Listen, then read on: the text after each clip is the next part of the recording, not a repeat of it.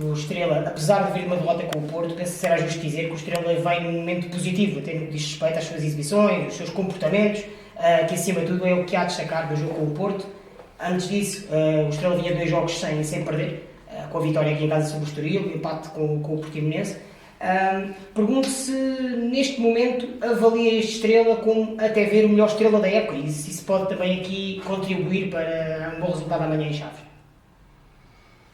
Sim, até o momento podemos dizer que sim, não é? Porque nós temos evoluído sempre. Nós, infelizmente, no último jogo só não conseguimos concretizar dados estatísticos, performance coletiva e individual em resultado final e em pontos, mas como nós, e respeitando sempre aquilo que nós afirmamos, sendo coerente, o nosso foco não é no resultado final, não é dos jogos, não é na posição na tabela, é sim nos processos que nos levam a ter uma sustentabilidade dentro dos resultados positivos. E estando nós no início do campeonato, não vai ser diferente do jogo com o Porto, que foi um jogo muito positivo, infelizmente não premiado da forma justa com pontos, principalmente a vitória, mas em termos institucionais, em termos de organização, de prestação individual e coletiva, podemos dizer que sim, é o melhor Estrela da época em função do crescimento que temos tido até justamente ao último jogo. O Justiça Chaves é a única equipa que até agora ainda não venceu, ainda por cima vem num processo de transformação, com mudança de treinador. Isso pode trazer problemas acrescidos para o jogo amanhã? Sem dúvida, sem dúvida. Nós, os treinadores, os jogadores, as pessoas que andam, que estão no dia a dia, que andamos no futebol há muito tempo, sabemos que é uma armadilha, que é uma ilusão, o momento que o Chaves, uma ilusão negativa, não é real, porque aqueles jogadores, aquele plantel tem qualidade, coletivamente tem qualidade, a troca de treinadores mexe emocionalmente com todos, com os jogadores, com a estrutura, com os adeptos, e sabemos que o que nós vamos encontrar não tem nada a ver com aquilo que aconteceu para trás, e mesmo o que aconteceu para trás, houve momentos que nos deixam em alerta.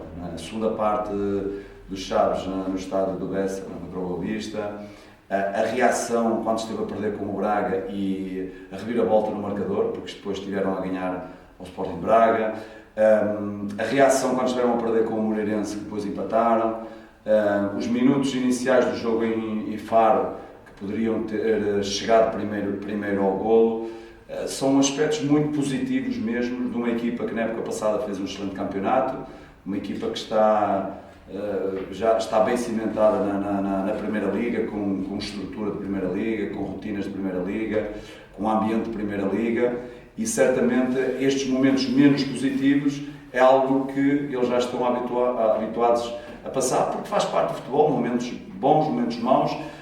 Houve um ajuste no comando técnico e sabemos que temos que estar preparados para essas emoções positivas que podem haver neste momento. Nós, no ano passado, já passámos por isso, 3 ou 4 vezes, em que defrontámos um adversário que vinha precisamente desse momento, mas cabe à liderança que nós temos no dia-a-dia, entre os jogadores, treinadores, nossa estrutura, impedir que essa energia extra cause algum efeito neste jogo. Mister, disse que gostou da exibição contra o Porto. Se quer dizer que não vai mudar nada para amanhã, em termos de 11? Sim, gostei em termos gerais. Em termos específicos, eu fui bem objetivo, quer no flash, quer na conferência depois. Não foi um jogo perfeito, não foi um jogo excelente, porque senão tínhamos conquistado pontos, cometemos alguns erros, pequenos erros em diferentes momentos. Pode haver ajustes, porque eu não sigo lógicas enraizadas há muito tempo, sejam elas de que ordem for.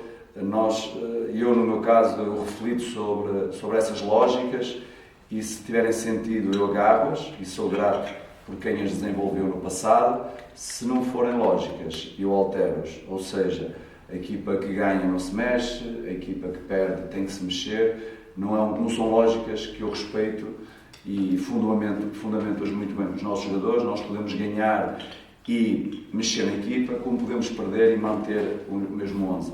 Depende do desempenho coletivo e individual, depende de como é que acontecem esses erros, quem é que os comete, em que circunstâncias, depende de uma análise profunda, e este jogo não é diferente.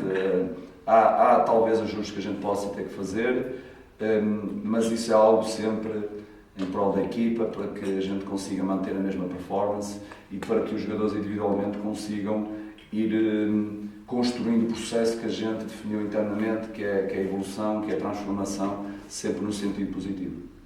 Isto iria até pegando nesta sua resposta e nesse sentido de não se agarrar a uma lógica pré-definida, pergunto se isso também acaba por acontecer devido às respostas que está a ter do próprio plantel, se a própria competitividade interna está forte, isso também foi crescendo durante a época. Sim, a competitividade interna está forte em termos de atitude, de querer, ainda não está extremamente forte no que diz respeito às regras, ao conhecimento específico de cada detalhe que nós queremos em cada momento do jogo. E é preciso tempo. Nós sabemos como começámos a época anterior, nós sabemos como é que caminhámos na época anterior e o desfecho que aconteceu. E eu acho que isto é uma lógica muito similar em todas as equipas que mudam de patamar, que fazem algumas contratações, como nós fizemos, 6, 7, 8, 9, não consigo contabilizar, ou lembrar entre também jogadores que não vieram exclusivamente para a primeira equipa, mas que estão connosco, mas foram algumas ainda, então nós sabemos que existe uma base muito forte de jogadores com maturidade pelo tempo que tiveram connosco, que conhecem as nossas regras, e existe essa competitividade. Outros que chegaram com alguma maturidade tática, principalmente tática, que conseguem responder bem, e outros que têm que ir amadurecendo, que é normal em qualquer jogador que vem de outra realidade, de outro país, de outra cultura, tem que ter um pouquinho de tempo para amadurecer bem, para cometer pequenos erros.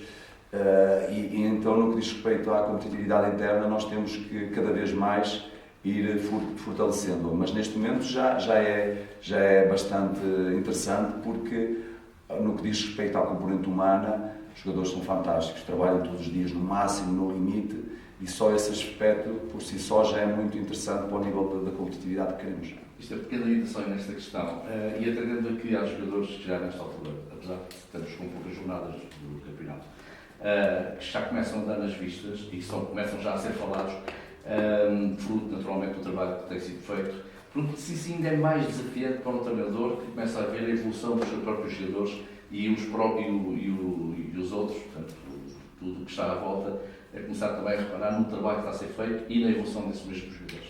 Sem dúvida, isso é uma pergunta muito interessante, porque às vezes parece que nós, implementando processos, desenvolvendo, eles tendo um resultado, evolução, os jogadores evoluem, os jogadores amadurecem, parece que já está tudo feito, já parece que parou por aí, mas não.